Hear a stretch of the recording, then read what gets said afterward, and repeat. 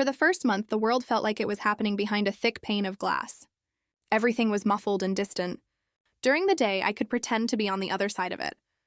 I work in a small plant shop, and I would spend my shifts surrounded by green, growing things, my voice a bright, cheerful sound that didn't feel like my own. The fiddle leaf fig can be a little sensitive, I'd hear myself say. You just have to learn to listen to it. But inside my head, there was only a low hum, a quiet static that never went away. Then I would come home, and the person I pretended to be would dissolve at the door. The quiet in my apartment was different.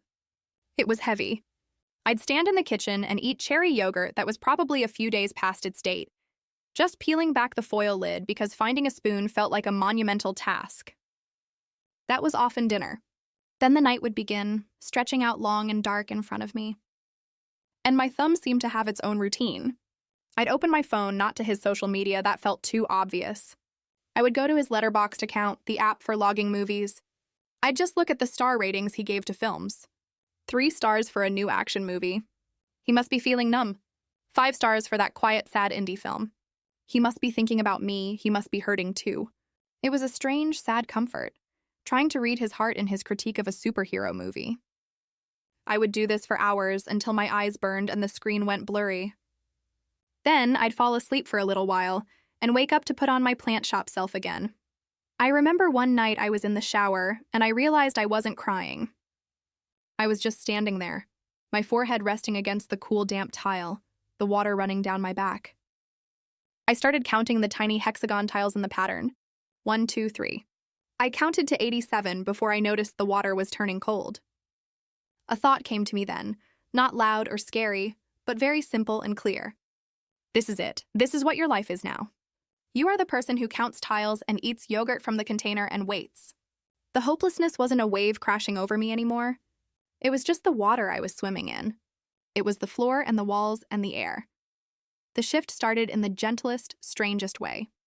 It was very late, and I'd just spent an hour trying to figure out what his 2-star review of a romantic comedy meant. I let YouTube just play whatever it wanted, and it landed on a video about organizing a junk drawer. In the comments, someone had written, "My life is a junk drawer since my fiancé left me." And then there was a reply. I've been there. Someone told me to try the 7-day reset.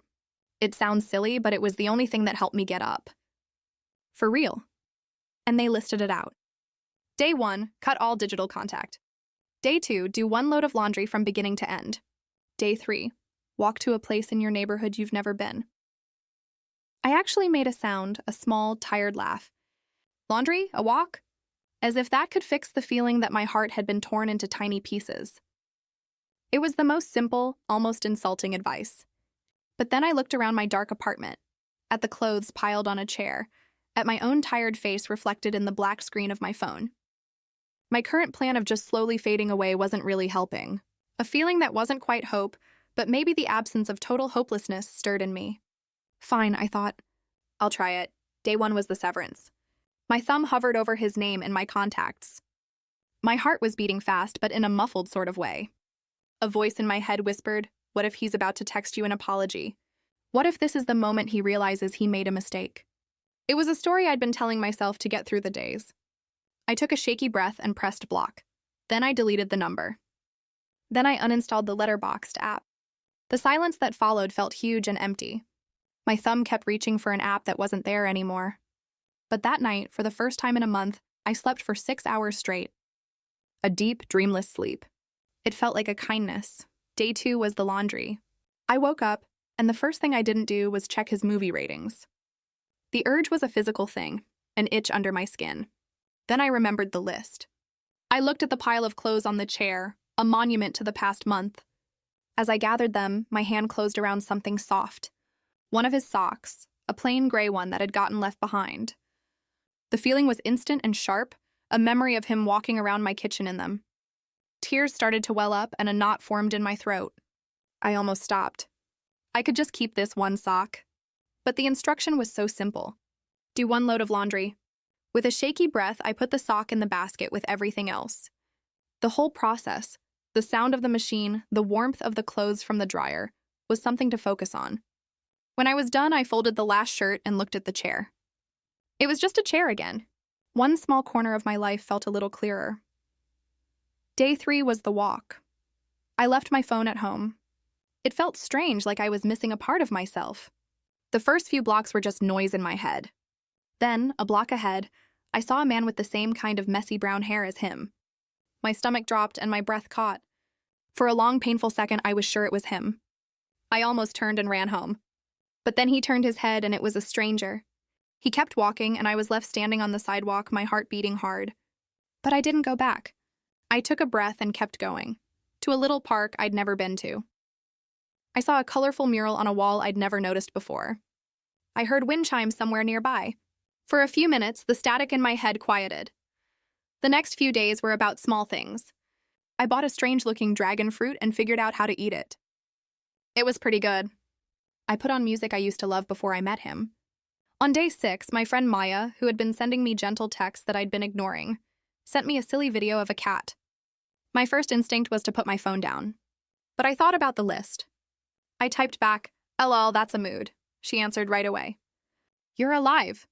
Tacos tonight. My treat." And as we sat there, I told her everything, the whole quiet, sad story. She just listened. Then she told me a funny story about a bad date, and a sound came out of me. It was a real laugh.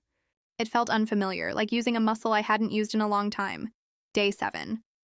I was at work watering a big monstera plant. I was watching the water mist its big, shiny leaves. As I gently wiped one of the leaves, I saw my reflection. I still looked tired. But my eyes looked like my eyes again. They were focused. They were there. And a quiet thought floated into my mind. I should get one of these for my apartment. It wasn't a sad thought.